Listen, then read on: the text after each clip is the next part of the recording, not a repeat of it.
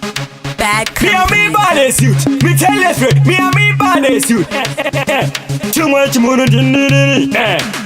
Seka fabu, but in the city no tamagoma kunge napo. Kirima jera shedu bati atina ondepo. Ukura kunge imbo ye chirungu. Kino nekirwa nengoma kunyange shikupu. Hapana chacho shora. Nekuti ngoma atimbo fadza choshora. Ende hapana padzichano ora. Atimbo fadza shata kunge chitura. Rona eka ngoma arisipo. Arisi longe mona itwa misiko. Tuja mise choni pangwe chiti na cho. Wani kunge ndava shoni po. Rona eka ngoma arisipo. Arisi longe mona itwa misiko. Rojambise jodi pangwe chiti na cho. Podi wane kungenda vashoni po.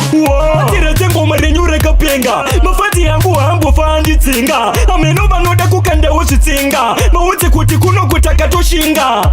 Return of the page company. Faba ndipo usifreshani. Hanzi chimbokanda patani rako. Ngoma regura mabata umomo yomabo. Rona eke ngoma arisipo. Arisi longe mona itwa misiko. Rojambise jodi pangwe chiti na cho. Wane kungenda vashoni po. Rona eka ngoma arisipo. Arisi longe mona itwa misiko. Rojambise jodi pangwe chiti na cho.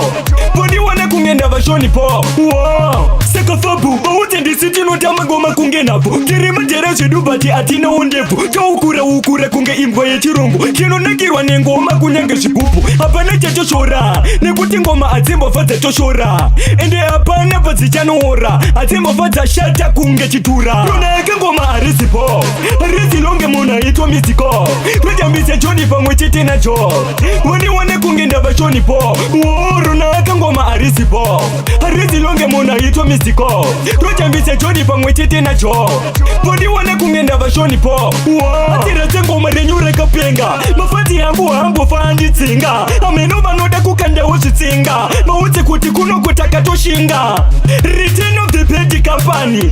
Faba ndipo usifreshani. Hanzi chimbokanda patani rako. Ngoma regura mabata umomo yomabo. Rona eke ngoma arisipo. Arisi longe mona itwa misiko. Rojambise jodi pangwe chiti na cho. Wane kungenda vashoni po. Rona eke ngoma arisipo. Arisi longe mona itwa misiko. Rojambise jodi pangwe chiti na cho. Podi wane kungenda vashoni po. Me and me body suit. Me tell you straight. Me and me body suit. Too much money. Too much money.